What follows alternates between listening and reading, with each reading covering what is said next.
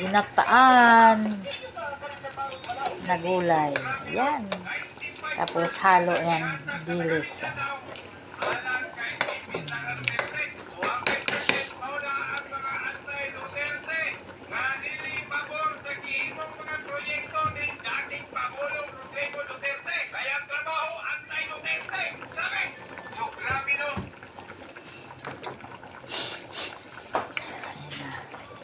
Ang aking gata. Munggo siya. Maliliit siya na munggo. Pero magandang klase, oh. Sa dali to, oh. Maganda. Tapos yung kalabasa din niya.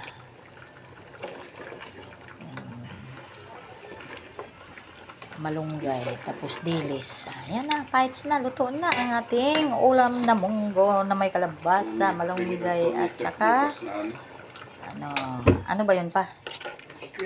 Natin dyan sa baba.